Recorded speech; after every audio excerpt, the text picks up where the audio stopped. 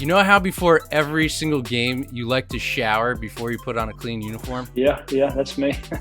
Yeah, all right, we're on the same wavelength because I could have showered twice in the same day, no matter what.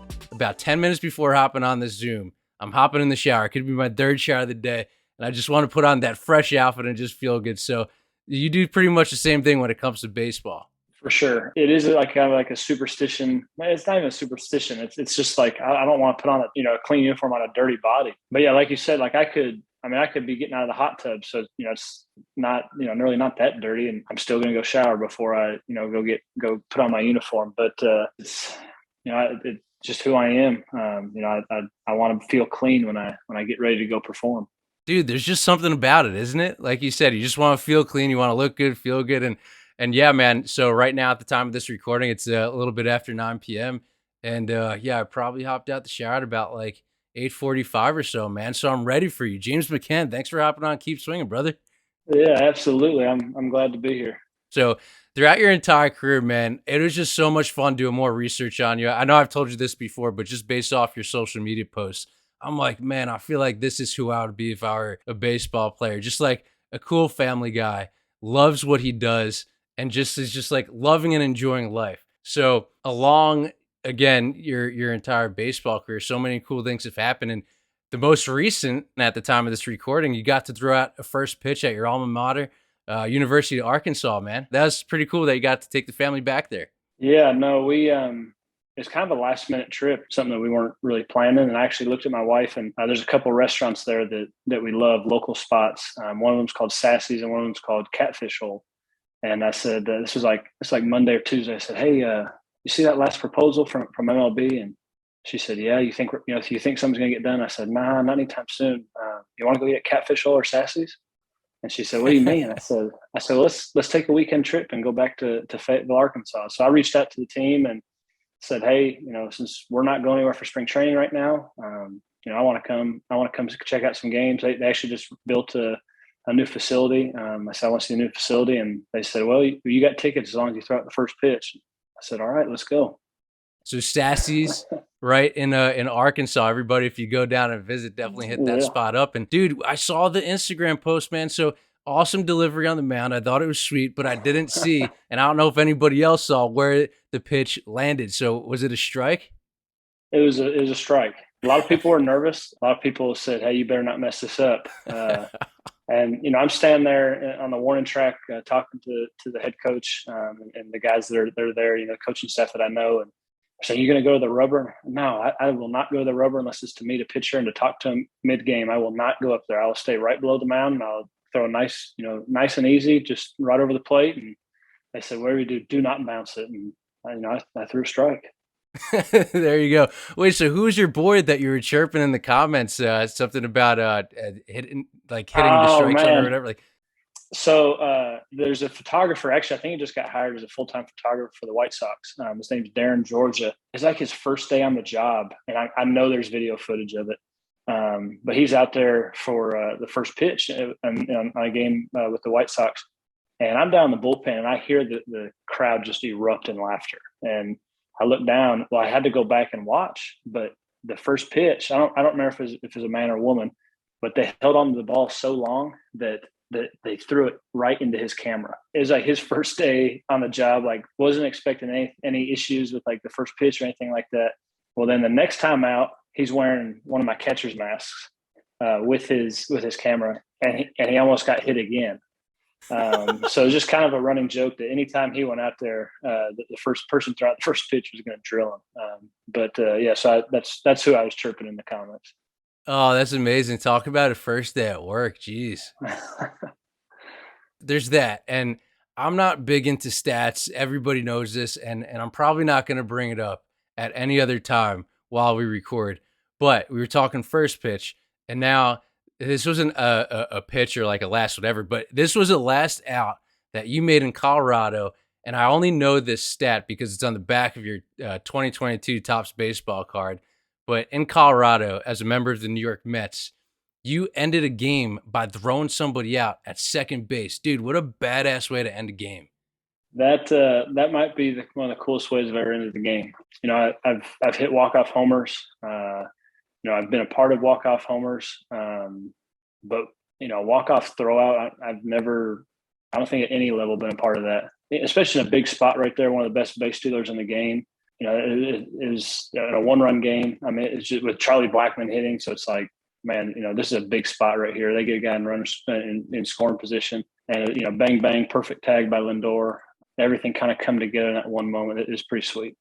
Dude, yeah, unreal. And I totally forgot to say the stat, but that was the first time in 12 years that that's happened for the Mets. So there you go. That's pretty cool that you could say something that hadn't happened for over a decade. And yeah, you posted that on Instagram. And dude, it was such a badass post and a badass play that that's something that you'll always have with you, man.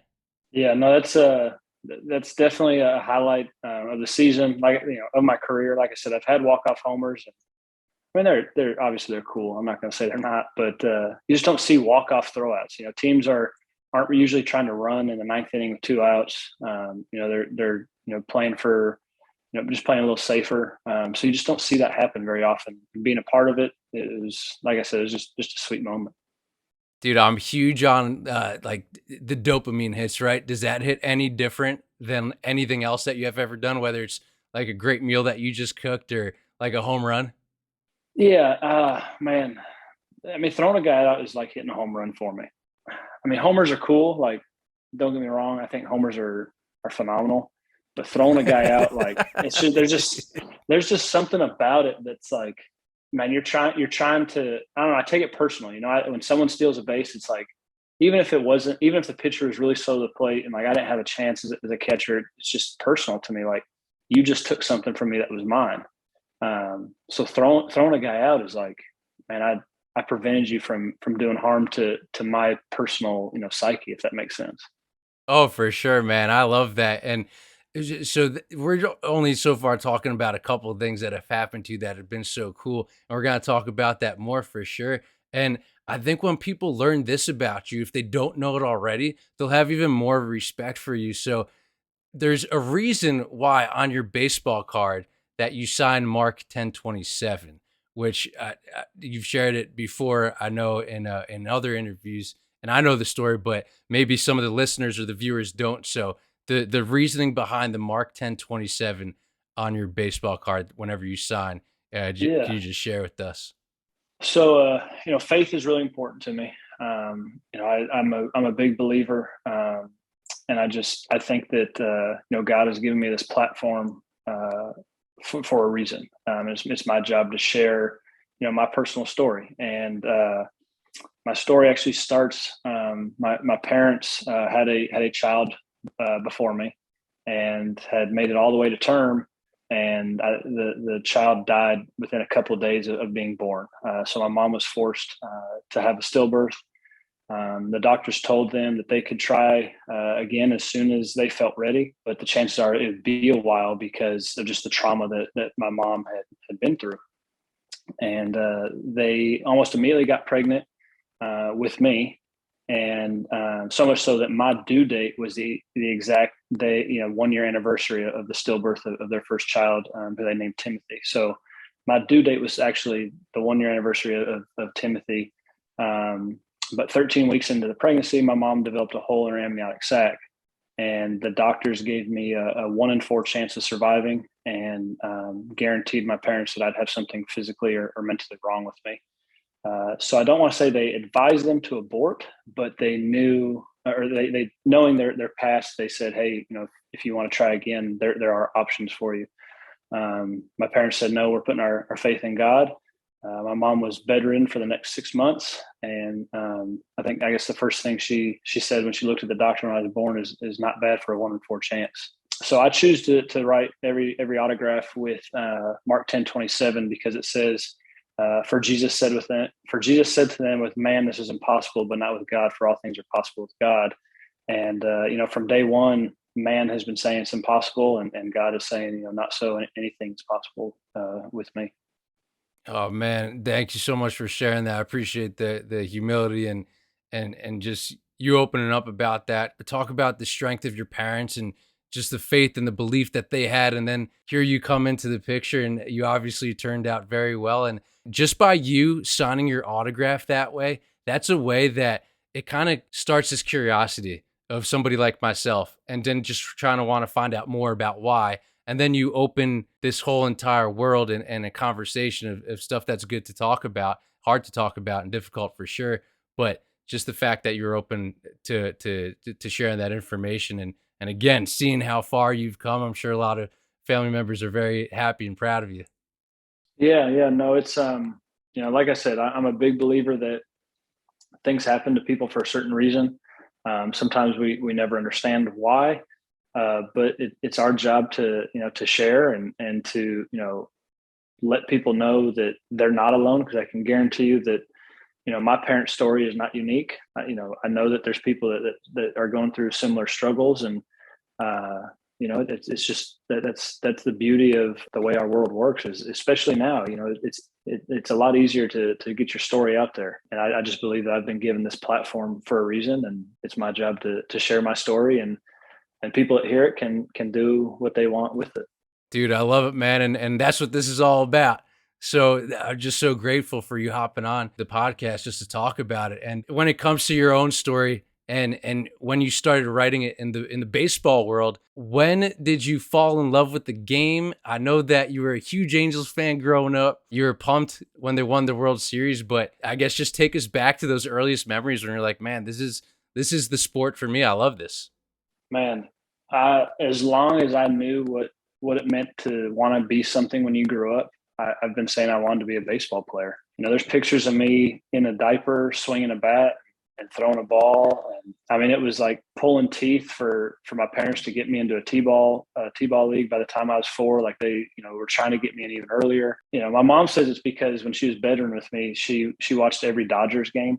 That's the games we had on TV back home, and she said she would watch every game 7 o'clock at night, or whether it was a 1 o'clock game, whatever. And then the very next day she'd watch the recap, like the shortened version of the game, where you could see like the entire game in an hour and a half or whatever it was. So she says that I was, in her womb listening to baseball. And that's where I first developed my love for it. But, playing as a kid, I wanted to play every sport possible. I played, if it was a competition, I was going to play it. But baseball just kind of always stood out to me as like, this is what I love to do. This is, what my passion is. So much so that when I guess it was after my freshman year, I decided to give up basketball and football, because I couldn't have lived with myself if I got hurt playing those sports and not giving baseball, the fullest opportunity that I wanted to. Dude, I could totally see you playing football. For anybody watching this or knows who you are jacked. This guy's a unit. Well, What position did you play in football? I played tight end. Oh, all right. There you go. So you weren't tackling dudes. I was gonna say, man, I'd run as fast as I could. I probably end up scoring a touchdown, man. I'm slow as hell, but probably would have tried scoring a touchdown if I saw you coming after me.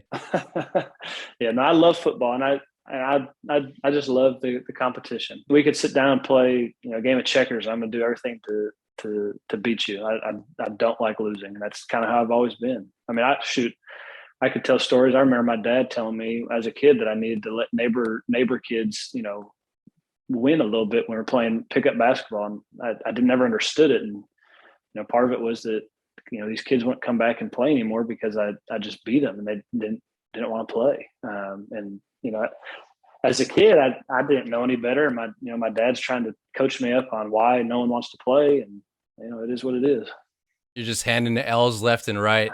Now, so like, what age were you then? And like, we're young dudes, man. We're not old at all, but this may make us sound old because I'm going to bring up the Montreal Expos. But how old were you when you went to the Diamondbacks Expos game and you just had such a cool experience with an MLB Hall of Famer? And everybody remember this little story that we're about to share right now, because it's going to come back a little bit down the road and we'll reference it. But yeah, how old were you when that happened? And obviously you'll tell the story better than I would. Yeah. So that was, gosh, I would have been 8 or 9, because it was the Diamondbacks were expansion team, I think in '98. You can fact check me on that, but I think it was '98. So I'm going to guess it's probably '99, probably their second season. So that would have made me 9. But my uncle coached. My uncle, his name's Michael Spencer. He goes by Whitey. He coached high school and a little bit of college, but high school and summer ball up out of Olympia, Washington. And one of the players that he coached was Travis Lee, who's a first baseman who played for the Diamondbacks. I think I want to say he was like the first guy in Diamondback history to hit a grand slam or maybe hit a homer in that stadium. I forget, but he's got a cool stat like that. So, anyways, we went to see Travis play, and at the time, my uncle was coaching his younger brother who played a little bit of pro ball but never made it to the big leagues. But so we're there to see Travis, and being a baseball family, like we're getting there when the gates open. We're going to go watch BP. We're going to go see what the stadium has to offer, and we're going to make a day out of it. So I'm standing out there, and I don't growing up in Southern California, I definitely don't know anything about the Montreal Expos, and I didn't know a ton about the Diamondbacks. They're a new team, and I'm an 8-year-old 9-year-old kid. Well, we're out in right field, and here's this player who gets a ball and turns around, and I can see that he's looking to throw the ball in the stands, and he points me out and makes these adults kind of get out of the way, and he throws me the ball, and I catch it, and he turns around, and I read Guerrero 27. I'm like, there's my favorite player. So that was the day that Vladimir Guerrero became my favorite player. And then, fast forward a couple of years, he signs with, or I guess I don't know if he signed or traded to the Angels, but he's playing for the Angels and win MVP awards. And it's like, man, this is a perfect world. Dude, yeah, you took the words out of my mouth. I was like, wow, what a perfect fit, man. Yeah, yeah. You couldn't make that up. Yeah, no, it's crazy. Like I said, I had no idea. I didn't know who was on the Expos. I didn't know anything about him. But after he, pushed these adults out of the way, effectively, and threw me a ball, I was like, that's my new favorite player. That's absolutely insane. Just that impact that somebody could have on it and on a kid or just anybody, Yeah. I don't want to give away the second part of this because I'll bring it up later on, but Vladimir Guerrero, the dad, have you gotten a chance to meet him at all? I met him one time in Anaheim when I was in college. A reliever, his name was Kevin Jepson. I don't know if you remember that name. Okay. Pitched with the Angels. We went on to pitch with the Twins a little bit, maybe with Tampa for a little bit too. Well, his mom worked with my mom, so he left me tickets one day when I was in college, and I was waiting in the tunnel to see him after the game. And Vlad walked by and said something to me, and I talked to him, and it was literally a 1-minute conversation maybe, and then I met him again. See, this would be Winter Ball 2013, and that was a brief meeting again. We were just at a stadium in the Dominican. I was playing for Escogido, so I met Moises Alou was the GM. So they're buddies. I got to meet him again at that point in time. Dude, no shit. Isn't that so cool? I've had similar situations where you see somebody who you either were a fan of or looked up to. As a kid, you had some sort of interaction. Next thing you know, you're working with them or you're at the ball field with them together. And then it gives that person some sort of respect for you or vice versa. You know what I mean? Because like, all right, this dude was serious. Like, I know I had an impact on him or whatever it may be. But like, I just love hearing stuff like that, man. That's so cool. Yeah, no, it's it's memories that, like I said, a perfect world. Like you can't script it any better, and it's little things like that you'll take to your grave with you. It's something that I'll always remember.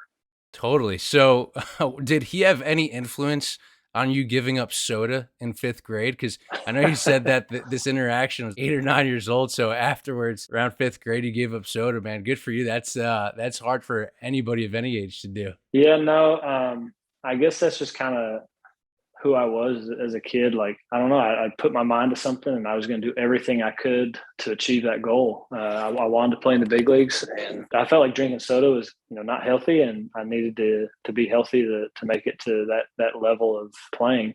But I do have to give like a little disclaimer. This was AA 2013, sitting at a Jimmy John's with my roommate, Matt Krause, who he pitched to Ole Miss and then pitched all the way up to AAA. He's not playing anymore, but we're sitting there and it's like August. We're in Bowie, Maryland. So getting ready to play AA Orioles. I've come up with the Tigers, and I'm like dead tired. I'm like, bro, I'm exhausted.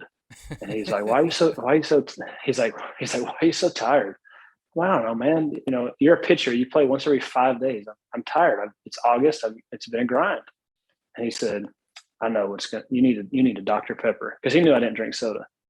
And I was like, man, I'm not drinking a Dr. Pepper. He said, I promise you, if you drink a Dr. Pepper with that Jimmy John sandwich, you will hit a homer tonight. So I was like, no. And he said, fine. You don't want to find out? Don't drink a Dr. Pepper. I said, give me that Dr. Pepper. And I drank it and I hit a homer that night. Dude, no So to this way. day, I will enjoy Dr. Pepper every once in a while, but beyond that, I'm not gonna. I don't really drink soda. Actually, I don't drink soda. It's just that Dr. Pepper. So when it comes to, say in this case, matching the Dr. Pepper with a sandwich, there's always those pairings. You drink a soda with pizza or with a bag of chips or something like that. I Hmm. saw you drank Dr. Pepper with In-N-Out. I mean, that's a Hmm. pretty good combination. That's right. That's right. No, that's Dr. Pepper. You know, we go to the movies. It's popcorn and Dr. Pepper. I'm gonna enjoy it. You know, it's But again, like other sodas, I just can't do it. Like, there's just something about it that Dr. Pepper is like the only thing I'll drink. Yeah, I was kind of surprised to see the Dr. Pepper can pop up in a post though. Not gonna lie, I felt Yeah, like that's kind of yeah, like finding a needle in the haystack. yeah, yeah. But now you know the backstory. Dr. Pepper's equal Homer. So there you go. Dude, you got to get a deal with them. If anybody works for Dr. Pepper listening to this, call this guy up, man. Sign him up. Yeah, yeah. Let's do it. Oh man. All right, so you're just crushing it in baseball, not drinking soda, just competitive in everything that you do, and you eventually get to take those talents to the University of Arkansas, where you played alongside a couple other major leaguers like Dallas Keuchel. That's pretty cool. You got to catch him in college. But man, talk about all your hard work and you setting that goal of wanting to be a baseball player, just taking that next step and playing at a great school. Yeah, no. Shoot, Arkansas.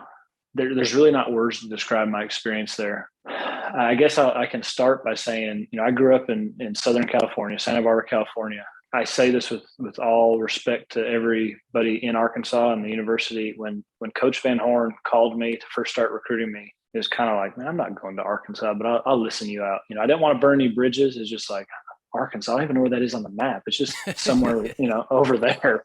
You know, so if I don't even know where it was on the map, I just know it's somewhere by Texas and you know down the south, whatever. But who am I to say they have a good baseball program if I don't even know you know where they are on the map?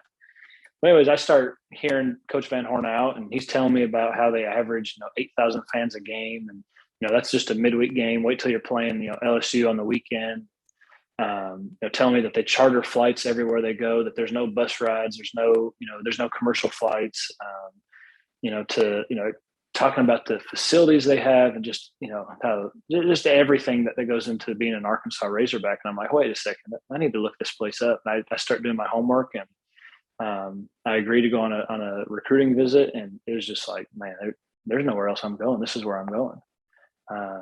And I turned down some other good schools and Arkansas is just like, I mean, it was, you know, God took me there, God led me there, but there's a no brainer. Like people ask me why I chose Arkansas, and to this day, it's like I don't know that there's nothing I can say that there's nothing bad about it. Like it's just like it was it. It was a fit. You know, it fit like a glove. It's where I was supposed to be. It's just wild too, because then you eventually end up making the big leagues, which we'll talk about. And we started this by saying you just threw first pitch there. So everything seemed like it worked out well. I mean, you crushed it in the College World Series, and then you eventually get drafted in the second round of an MLB draft. And it sounds like, from what you just told, it sounds like that's kind of the closest a college team could get to being like a team in the show when it comes to those private flights and the 8,000 people there. I mean, that's a really good crowd for a college, any college sport, but like just everything that goes behind it, man. And you got to play with, again, such great players like Dallas Keuchel, which you eventually got to play with together on the Chicago White Sox. And I heard that, I think it was on the Rose rotation, that he said that he would shave his beard for $200,000.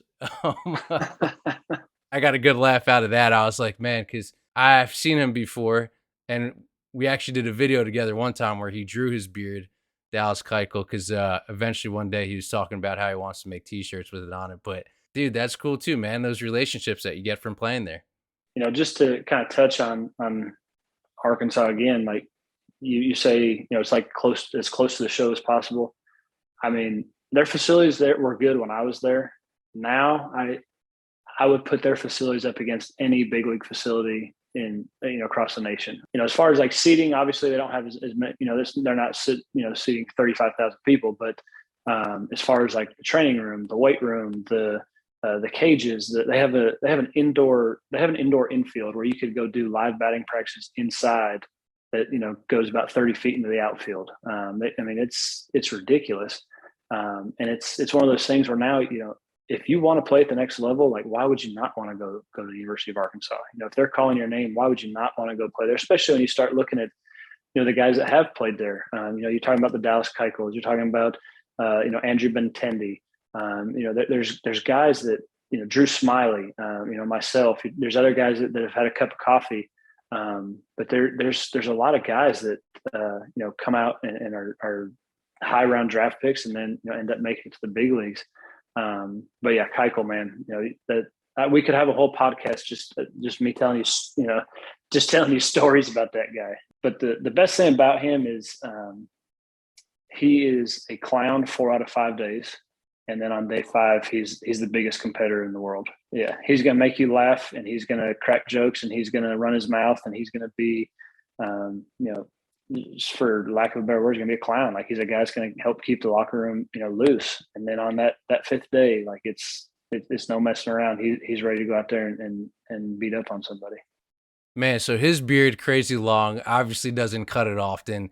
And dude, I don't think there's a picture or a game that I've watched where you have not been perfectly like fresh cut, freshly shaven face. Sometimes I think you had a goatee at one point, but dude, are you like shaving the face and getting a fresh cut every day or every other day, man? Like, man, how do you keep it so sharp? Man, I can't really grow a full beard, so it makes it easier to just kind of stay cleaner cut. But my guys make fun of me. I've always been someone that wants to be clean. I guess it goes back to the shower. Like I want to feel clean. I don't want I let my hair grow out one time, and I look back at pictures and it was not a good look. That was like my sophomore year of college. But no, it's funny. My kids, they constantly ask like, "Hey, Dad, does my hair still look good?" Because they see you, man. Well, what's funny is my wife posted something on Facebook. This was like a week ago, actually. She posted something on Facebook, and I think she like put that in quotes and said like, Christian just asked me, Mommy, does my hair still look good? And well, one of my teammates from Arkansas, Jared McKinney, he commented back and was like, "Don't you know who their daddy is?" So, I'm just saying, this guy, they do what their daddy does. They want their hair to look good, but that's just kind of, like I said, I guess it's the same thing with the shower. Like I just want to feel clean. I want to feel like it, looks good. Hey man, and we saw it in the Wrangler ad. That was a sharp picture. My God, just put it on a poster. Hey, you know what? When Wrangler wants to send me stuff from my favorite show, Yellowstone, then I'm all in. Yeah. All right. So right now, my flow is getting there. It's like kind of like relief pitcher-esque, but I haven't gotten a cut in a while. My man Davey cuts all the Yankees and all the other guys over here in the tri-state area. Giannis Antetokounmpo, a bunch of guys, right? So like Right. the flow right now, I'm even like embarrassed to kind of show this, but I don't care. But check it out. I usually rock the backwards hat. You know what team this is? Oh yeah. Yep. So I think this is like one of the first guys or girls who've actually played on the Whitecaps. So, dude, you get drafted by the Detroit Tigers, and then next thing you know, you're playing for the Whitecaps, and you made the Futures roster in 2013. And next thing you know, 2014, you make it to the show. That's a pretty quick from college to big league ball transformation right there. Yeah, no, I guess it's also a testament to the University of Arkansas. Like you said, playing in front of that many fans, it's close to what you're going to see. As close as you're going to see at that level to playing in pro ball and playing the big leagues. And that was kind of one of the things I thought about too when I was making my decision. Is if I was drafted out of high school, like it was like the 31st round to the White Sox. But it was never really, that late, it wasn't really an option because, I just knew going to school, I could get 3 years of education and 3 more years of becoming a man and then enter into the pro system. A lot of times you look at a high school kid that gets drafted and it's 5-6 years before they make it to the big leagues. It's a long time, whereas, I got 3 years education, I'm like one semester shy of a degree. And then I came out exactly where I would have been had I, signed out of high school. I went to A ball and double A my first year. So, uh, yeah, and it was a quick rise through the system. And I feel real blessed the way that it all played out. Dude, University of Arkansas, cut us the checks, send them in the mail. One to me and one to James. Let's go, baby. But dude, Yeah. can you imagine if you had, I guess, gone to pro baseball out of high school and played that 6 years, like you said, which is pretty normal for somebody to play in the minors up until they get to the big leagues. But dude, can you imagine how many Dr. Peppers you would have crushed? Like, dude, you would have Man, been fucking. it would have taken a lot. It would have taken a lot. I don't know if we'd be here right now, man. Yeah, yeah, Again, I guess kind of sticking along the lines of like so many like fun and cool things have happened to you in 2015. That's when you got your first big league knock, and pretty wild, man. Sorry, I can't even spit it out. An inside the park home run. Who would have thought from a yeah, catcher? Dude, my guy yeah. No, chugging around the bases. yeah. First big league homer inside the Parker. No, I think the last time I hit inside the Parker was like T-ball when there weren't fences. Um, so much so that like I didn't even know it was my first. It counted as like a first homer until I got to the dugout and everyone's going nuts. I'm like looking around. I'm like, holy cow, that's my first homer. I got David Price standing up on the top step asking for the ball, and I'm thinking like, man, I've already got a big league hit. Why are you asking for that ball? And then I realized, shoot, man, that's my first homer. Dude, I was just talking to Randy Dobnak and big league pitcher, and yeah, we were talking about home run trots because in high school he sped around the bases. It was like 19 seconds for a home run trot. And when I brought up how Nelson Cruz, when he hit his 500th home run, I think it was, or 300th or 400th, it was like 30 something seconds, like something ridiculous. I mean, so that was a home run that he could celebrate because it was a milestone. So here you have your milestone home run, your first home run. You probably did it in half the time. Yeah, yeah. No, like I said, I mean, I round in second. I see, I'm like, okay, it's gonna be a triple, and I see the coach bring. I'm like, come on, man, there ain't no way I'm going all the way home. And there it was. And again, I didn't know it was a homer. I didn't. It didn't even cross my mind. I just, I'm like I said, I didn't know what to think. It just kind of all happened. And it was literally the perfect reflection of you, just somebody who's competitive, works hard, again, like loves what he does. And yeah, man, that was pretty cool. I love watching that highlight. Yeah, yeah. No, it's a fun one to go back and watch. That's for sure. Another thing that I remember from your time with the Tigers was, this is something weird to remember, but one time when you guys were playing the Yankees and Brian McCann, he was batting and you were catching. So here we have Brian McCann, James McCann. You guys are not related, both number 34, both catching in the same game. And that was like kind of like one of those like weird kind of cool moments where I don't know how many times something like that has happened. Probably often with the last name like Smith or Jones or something, but yeah, what are the chances that same number and same last name, same position? Yeah, no. Brian was always real good to me. Obviously, he was at the end of his career as I was coming into the league, but he was just always real good to me.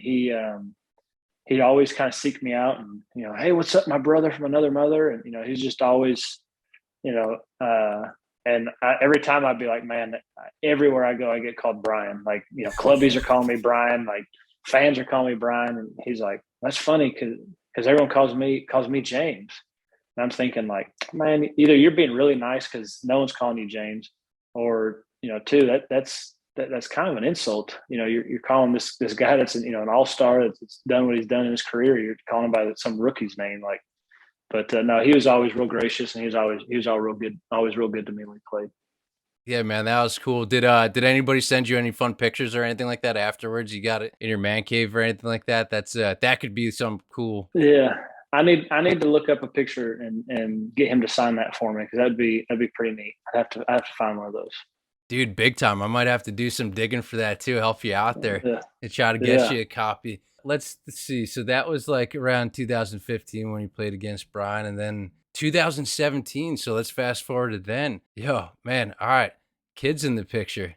Yeah. And it's kind of crazy too, because like when you think about your beginnings and then and then you're in this situation right here, just so cool, man. So happy for you and your wife. No, I appreciate it. They, man, it's crazy. We knew we were pregnant, and we were getting ready to go on a 3 city road trip. So we were going to be gone for like, I don't know, it was going to be like 15 days or something like that we were going to be gone. And she was going. It was a West Coast swing, so she was going on the trip. Well, the team doctor with the Tigers wanted to, go get everything checked up on, make sure she's okay before, she left. Well, sure enough, she goes, and it's early enough in the pregnancy where they're like, "Yep, you're pregnant. There's nothing else we can tell. We'll see you at week 12 or whatever it was." Um, well, we just assume we're pregnant with one, and then we fast forward. Her next doctor's appointment is the first day back from the AllStar break. So I'm headed to the field. She's at the doctor, and she calls me and she's like, "Hey, there's something I need to tell you, but I really don't want to have to do this over the phone." So my immediate reaction is like, "There's something wrong." And I said, "Well, I can't wait till after the game. You need to tell me now." I was like, "Do you need me to, come see you, or like you need to come to the field?" She's like, "All right, I'll just tell you over the phone. It's not one, it's two." I said, "What?" She said, "Yeah, we're having twins. We're not just having one." I said, "Come on, you're lying." And she said, "No, I swear. Do you want to talk to the doctor?" And I was like, "Oh my gosh!" So it was kind of just a surreal moment. Like I couldn't believe it. It was a shock. It was the greatest thing that ever happened. Oh, big time. And even going into it, you said before that somebody put it to you in this way, is that it's good that you have twins to start, Mm-hmm. because you don't know anything else. You don't know anything other. Changing two diapers at the same time is normal to you. Changing feeding two babies Yeah. at the same time is normal to you, man. And I know from recent experience that just by having one, it's a lot of work. So you guys just having the twins, and then something from that the birth and the situation that you guys had been in, being in the hospital for an extended period of time, something that you still do to this day, that is just absolutely awesome, and I think just speaks volumes to your character, your wife's character, just your entire character, is something that I guess you kind of pay it forward to something that happened between you and Tim McGraw and Faith Hill. Yeah. So our boys were born on December 6th, 2017. Their due date was until February 11th of 2018. So we spent, all the holiday season really in the hospital. And, we didn't, I don't want to say we didn't think anything of it. It's just kind of like, hey, this is where we are. We're going to make the best of it. It sucked being, families getting together for Christmas, and, we feel like a part of our family's not there, and we're going to the hospital and spending time there. And bringing in the new year with the nurses at the Vanderbilt NICU, and just little things like that you know most people don't really think about unless you've been in that situation. But we rolled in on Christmas morning, because at this point we weren't staying the night at the hospital. The boys are too small and were being cared for. There's nothing we really could have done for them, so we'd just spend our days there, and then go home at night, sleep, and then go back. But we rolled in Christmas morning, and there's two gifts sitting on the counter from Tim McGraw and Faith Hill. And it was just a little gift card, like nothing, not going to change your life or anything like that. But it was, they'd given gifts to everyone that had spent, Christmas in the NICU. And I believe that one of their kids had been in the NICU, and that's how they were paying it forward. And it was at that time that we realized, this is something that we could do, and how we can give back, and just kind of share with other NICU families that, hey, we've been in your shoes. There is a light at the end of the tunnel, no matter how bad things may seem right now. And like I've told people, like that, that little gift from Tim McGraw and Faith Hill, like it helped us buy some diapers. Like it's not like it didn't change our lives. It didn't get our kid out of the NICU or anything like that. But what it did is it just made us feel like somebody cared for us and somebody was there for us. And someone that didn't even know our name was thinking about us, and had that thought. So that's kind of what we've decided to make our own. Whatever city we're playing in, we do that. We send a gift for the mothers on Mother's Day. We send a gift for the fathers on Father's Day, and at Christmas time, we do continue to give back to the Vanderbilt NICU where our boys were. And, you know, our ultimate goal one day is that it's our boys that are doing it. I mean, it's probably, I don't cry, but it's probably going to bring me to tears when I get to see what, you know, one of my boys like share their story with the family that's struggling. And it just, you know, that's part of our story. Dude, I was literally just about to say that. Like, I mean, I do get, I think it's normal to get emotional, but just like hearing everything and just listen to this, you know, and I feel even like more emotional just thinking about seeing your wife with your two Yeah. sons getting interviewed during a baseball game that you're playing in Detroit, and your sons are in your wife's lap, like she's holding both of them during a baseball Mhm. game doing an interview. So knowing more about that, man, it just makes me so happy for you, and so happy for your family, and like just appreciate the hell out of that, man. Like, you're a good dude. Well, I appreciate it. I appreciate it. No, you know, we feel real blessed. You know, again, it kind of goes back to my birth story. We just feel like it was God adding to our story, you know, God adding to our platform. And, you know, it's my job as a dad to make sure that my boys are sharing their story, because, you know, it is a you know, powerful one. You know, just saying that they spent time in the NICU is like, you know, 7 weeks in the NICU. They're born at 30 weeks, and you know, you see where they are now. And most people would never know they were born early. But then when I tell you that, you know, there's only like 40, I think it's like 42 known cases of what they were dealing with. You know, what my wife had going on during the high risk twin pregnancy, and of the 40 something, that like 25 plus or so ended up with at least one of the babies not making it. So, you know, here they are, you know, a statistic, just like I was a statistic. And um, you know, it's just kind of something, like I said, it's a powerful thing. And if we can impact just one person to let them know that we've been there, and we you know, we are thinking of them, and then we've done our job. And again, going back to the very beginning, I just appreciate you sharing that, and just the humility that you have, and something that you said where it's like you're in certain positions for a purpose, you know, like there's this bigger plan for you. You don't know why something might be happening at some point, but there is a reason for it. And there's one guy who I listen to. You may listen to him also. His name's Ed Milet, but he's big on, and he preaches this all the time. He says, listen, like things don't happen to you, they happen for you. And to always think about that. There's a reason why things happen for you. And transitioning into like that next great thing that happened for you in 2018, you had gotten non-tendered by the Detroit Tigers. And then at the time, obviously that's not what you want. That's not ideal. But again, things don't happen to you, they happen for you. 2019 rolls around, family's feeling good, you're feeling good on the baseball field. You make it to the MLB All-Star game, like, yo, let's go. Talk about perseverance, Yeah. consistency, man. This is why you're the perfect guest on Keep Swinging, man. You got it all.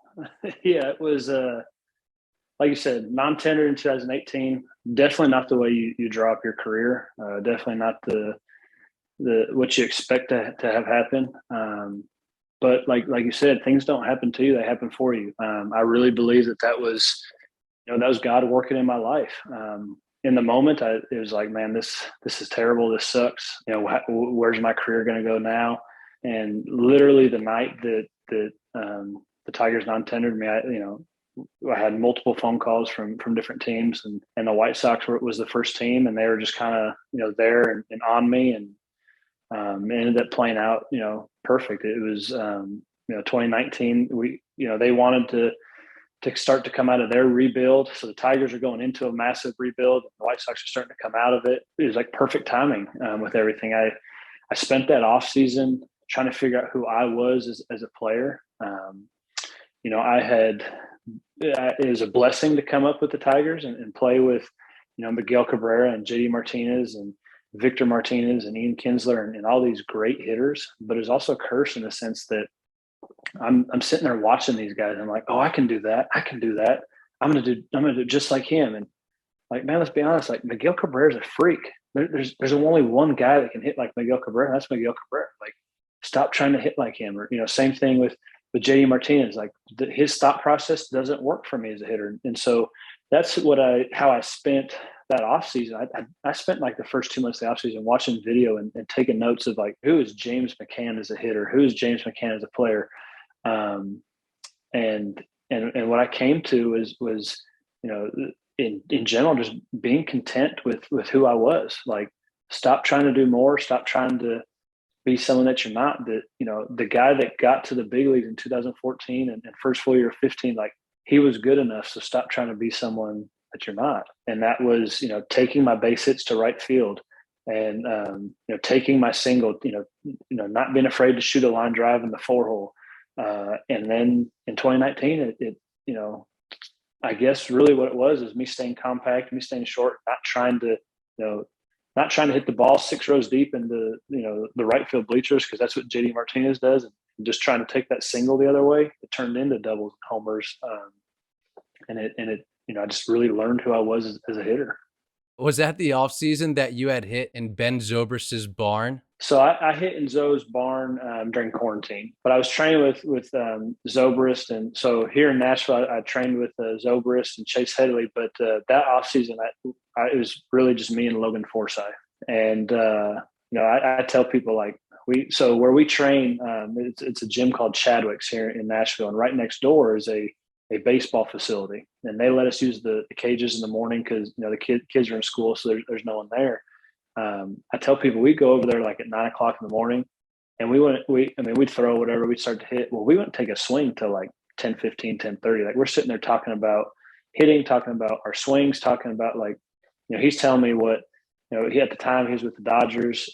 He's talking about what, Justin Turner talks about, and what Seager talks about, and what this guy talks about. And, I'm just kind of taking all this in. So there's just a lot of talking. And I tell that to young kids too. Like, as a kid, you can just go in the cage and swing, swing, swing, swing, swing. Well, talking about your swing, talking about hitting, talking about approaches, like, that's a big part too. And that's why so many veterans will tell young players during spring training, like, hey, go hang out in the cage, go sit there and listen to guys talk, because something might stick, something may make sense to you. But if you're, unfortunately, playing a day and age of, the analytics and the video, and it's like, I'm only going to watch my own video. I'm not going to, but no, I think there's a lot to, like, just talking about it, because talking about it makes you learn it. It's the same thing in school. If you can teach something, then you know it.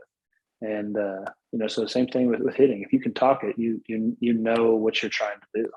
I love the way that you put that, because to be to be completely honest, the way that my mind thinks and how I was envisioning it, this like Southern dude, just an absolute go-getter in Wrangler jeans in the Ben Zobrist barn, just taking hacks all day, just trying to get better. But to your point about how important it is and impactful the mental game is, and certain approaches, it's just as important as taking all those cuts in the cage. Yeah. So thank you for putting it in those terms. And here's the holy shit moment in this entire thing is that you're a kid and Vlad Guerrero is the baseball player who had a huge impact on you. Now, 2019, you're at the AllStar Game. Your kids are hanging out with Francisco Lindor. They're on the field. And then, God, I'm getting chills thinking about it, man. And like everything else, you're going to tell it much better than I would. But, oh, man, dude, absolutely insane. Yeah. No, hands down, my favorite part about the All-Star experience was being on the field for the home run derby with my boys. And they were, this was 19. So they would have turned 2 in December of 19. So they're like a year and a half at this time. But like they liked baseball. They, to this day, they like baseball. And I remember my wife saying, like, I don't know if it's a good idea to take them down there. And I said, no, like, listen, like, everyone's going to have kids down there. Like, if they get to be too much, I'll send them up. But I'm telling you, these boys are sitting there, like, tracking balls going into the stands. Like, they're clapping, they're watching, they are enjoying this home run derby. And, like, I didn't have a single problem with them. At the end, they kind of started wanting to go out in the field to get balls, but I didn't have a single problem with them the entire time. And then next thing you know, like, they're high-fiving Vlad Guerrero Jr. And I'm like you said, it's just a full circle moment. Like, this kid is, his dad is my favorite player, and now he's like having, my kids aren't going to remember that. They got pictures, obviously, that they'll one day be able to look at, and I'll be able to tell them the full story. But like, it's just kind of like a surreal moment. Like, man, like, this is it's kind of weird. Like, your dad's my favorite player, and here's my boys, like, rooting for you in the home run derby without them. They didn't really know they were doing it, but they're high fiving you and, like, thinking it's awesome that you're doing what you're doing, and just like I thought what your dad did was awesome. So yeah, it was a special moment. So at that time when all that stuff is going down, is the home run derby and everything else that's going on kind of just like an afterthought, and because you're just so much in the moment of just replaying all those things through your head and having those thoughts that you just shared. Yeah, no, it definitely wasn't something I thought about like after. I was like, oh man, that is kind of cool. Like it was something in the moment. I was like, man, this is neat. And I think part of it too is like as a kid, I didn't miss an AllStar game. I didn't miss a home run derby. Like I watched every single one of them. So I always thought it was cool. Like, man, what would it be like to be be on that field right now, and how cool it was for you know so and so's kid to be out there with high fiving big leaguers and chasing balls or doing whatever they do. Drinking a Gatorade with the eventual home run derby champ. Like, just thinking like how neat that was. Now here I am able to give that experience to my kids. Again, it's not something they'll remember, but they'll have pictures of it, and they at one day will at least have a memory because of the pictures. Yeah, dude, it's so wild, man. Because I'm sure when you got notified that you were going to be going to the All Star game, that didn't cross your mind at all. It's just kind of more like all right, this is awesome, great individual accomplishment, get to add it to the MLB resume. But yeah, it wasn't, I guess, until you were there where just those bigger moments happen that you're just so thankful for it and can cherish. And like you said, there's so many pictures from that time that your sons will have, and obviously make for some great throwback Thursday photos or whatever they're going to be calling it down the road 20 years from now. Yeah. And I know that you said that they're so young, so their memories as they get older, like right now, may not be as good, just like any other kid because they're so young. But I have to guarantee you, man, and I'm sure you believe this too, that whether it's that experience with Vlad Guerrero Jr. or just seeing their dad going back into 2019, whether it was like at that time or in highlights right now, seeing you do push-ups in the dugout, like seeing you just doing all the fun stuff with all the boys and stuff like that. I know the White Sox at one point had the home run change. Just all that stuff, dude. The dancing in the dugout too, man. After you go yard, like, dude, man, you make the game fun. You're their favorite player. You may not Yeah, know it. no. They may not say anything right now, but I guarantee you, it will be maybe Vlad Guerrero Jr., but definitely for sure you. Yeah, no, it's and I they'll never truly understand this unless one day they're playing in the big leagues. They've got kids of their own, but like they're my favorite too. And I say that in the sense that like before I had kids, like I'd go home and like baseball could still be on the mind. As much as like my wife, you know, doesn't want me to like think about it at home. Like she knows when I'm 0 for 4 with 4 punchies, or she knows when I'm 4 for 4 with 2 homers. Like she knows because she's an adult and she gets it, and she knows that hey, if I don't perform, then I don't get a job, and we don't make money playing baseball. So like she, not that she wears stress, but like she knows. Well, these kids don't know. Like that's the greatest thing about them and you saying I'm their favorite player. Like I literally could be 0 for 4 or 4 for 4, and I'm going to be the same like in their eyes. And that to me is like the coolest thing. Like that did change my career to a certain point, to like or a certain degree, that when I get home, like it doesn't matter what happened at the baseball field. Now I will say, like, they're old enough now where when I come home, they're like, "Daddy, the Mets lost tonight." I'm like, "Yeah, I know." And they're like, "Daddy, you didn't hit the ball very good tonight." I'm like, "Thank you." Yeah. but then they're right to, hey, hey, you want to go do this? I'm like, yeah, let's go do it. So like that's the coolest thing for me about it, is like as much as one day they're going to look at it and see highlights of me and see pictures of me, and like have my jerseys that are framed, or like the signed balls of all these guys I've played with. One day they're gonna be theirs. They'll never truly understand how much of like they're my favorite player. To that, if you want to say it like that. So yeah, it's just kind of cool how it's a two-way street. No, I love that, and kind of tying this all together too. So for everybody who's watching this, you can see James's jersey in the back with some other cool stuff that he has. That's actually the batting practice jersey from that year's All-Star game. So that's so cool that you have that. And you're talking about something that's going to be theirs one day. And just ironically, I was with Vlad Jr. recently. He had signed a jersey for me on my way out, and I don't collect stuff, whatever, but one day it will be my son's. It'll be Miles. you know? Mhm. So he actually wrote on the two, keep swinging and Stucko. So then that way, when Miles does get older, that's going to be something that he could have. But now after hearing all this stuff, man, I want the James McCann. Sign the kid up.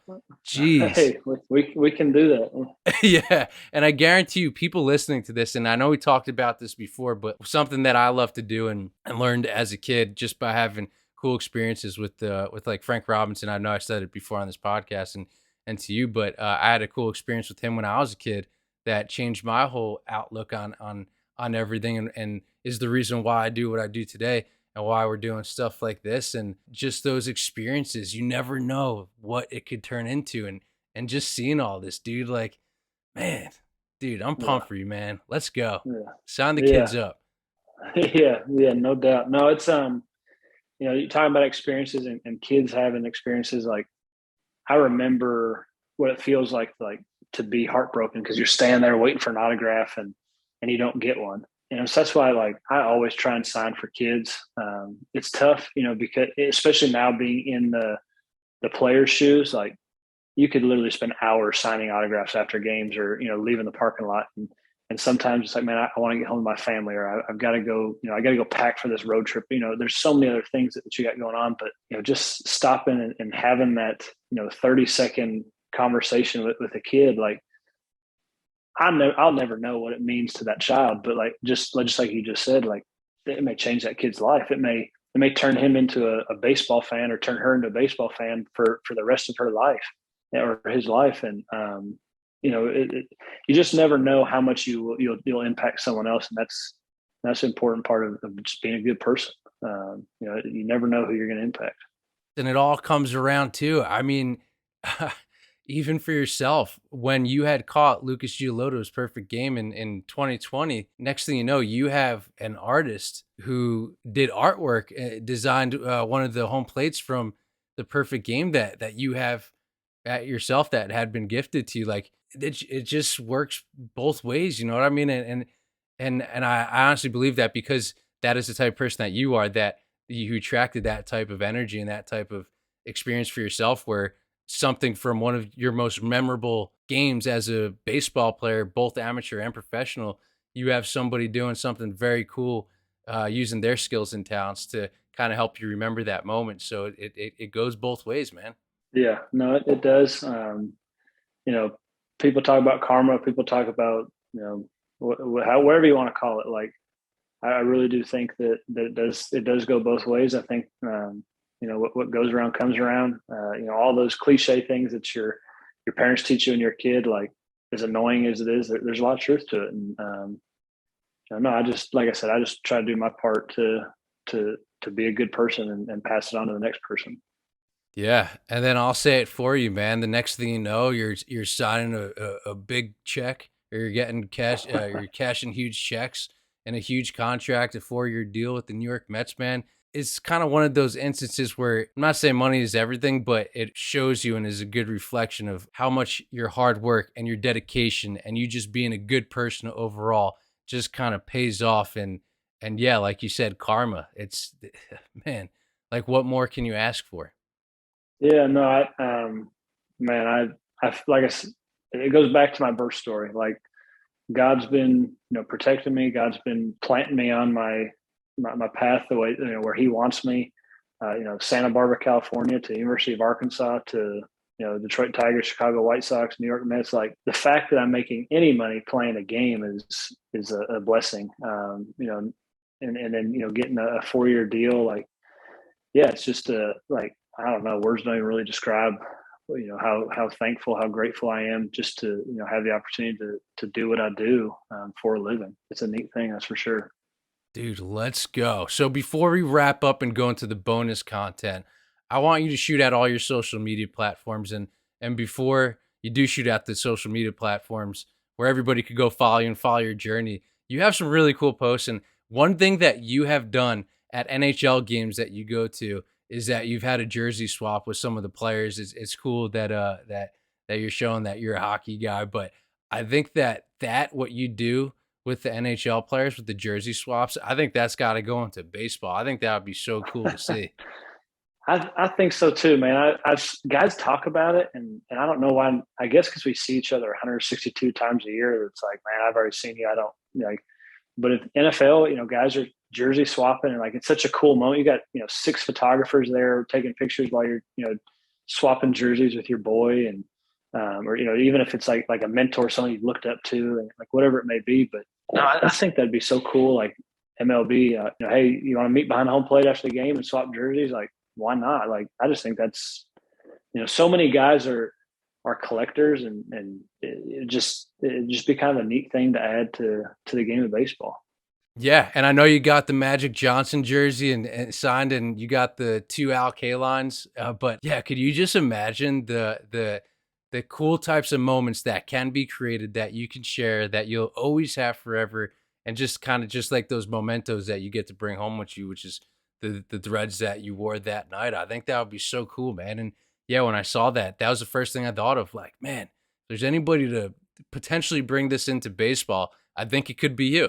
Yeah, no, I'm gonna work on that. I'm gonna reach out to some of my guys that I know are collectors and just say, hey, let's start let's start this process, because like, shoot, man, you're playing against the Mets and DeGrom's pitching that night, and you shoot a message over like, hey man, I want your jersey after the game. Like, I mean, DeGrom's a guy that he's gonna be a Hall of Famer. Like, let's be honest. Why wouldn't you?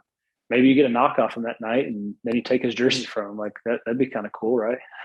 Hell yeah. And so a lot of times I'll get to the ballpark really early, whether Citi Field or Yankee Stadium. And a lot of the guys that I know, if you know how it is, like everybody's just hanging out super early, and there's like the employees of the stadium cleaning the seats and stuff. And then maybe a grounds crew or 2 person out there. But then like some of you guys, like you just casually hang out, and it's cool, great time to catch up with people. But that's also kind of like a cool time or possibility where that could be done too. And there's been times where I've introduced somebody from one team to another team who knew that we were mutual friends, or like whatever it may be, taking a photo for them. So if I'm at Citi Field and it happens before the game, I probably won't be there after. I'm not gonna lie, I probably won't be there after. But if it's before the game and you need somebody taking the flick, your boy's here for you. All right. Let's make it happen. Let's make it happen. Yes, sir. All right, brother. So where can everybody follow you on social media? And guys, he's got one of the coolest handles. He's got one of the best nicknames in all of sports. Yeah, it's at McCann33 on both Instagram and Twitter. McCann is the nickname. It actually came from Dallas Keuchel's dad in college. Yeah, so anyone that wants to claim that they came up with it goes to Dallas Keuchel's dad. And the story goes, Keuchel was our Friday night starter. So Keuchel was he was a junior when I was a freshman. There was a senior catcher. I didn't start the first game of the year. The senior did. But I came in as a defensive replacement. It was like a 1-run game. I forget, but we had a tight lead. And I guess, he kind of popped off in the stands. Like, what are we doing putting this freshman in? Like, it's too close of a game, whatever. Right. And first guy gets on base. And he's like, yep, here we go. Guy's going to run against our freshman and get in scoring position. Well, we ended up, it was a strike him out, throw him out for the first and second out of that inning. And I guess the way he tells the story is like, yeah, that shut me up real quick. And he started calling, he started calling me the McCann after that, and, just kind of stuck. And that's where the nickname came from. Yeah, no, it's awesome. And it looked great on your Players Weekend 2 jersey when you had it.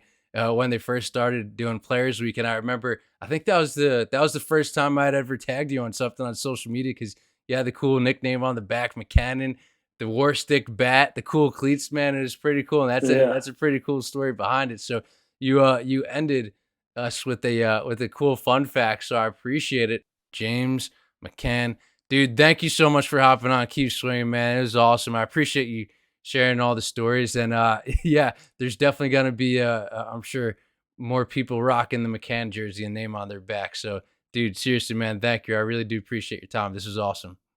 Absolutely. I appreciate it. And, like I said, I keep swinging it. It is a perfect name for your podcast. Perfect for, what I believe in. So I appreciate you having me on.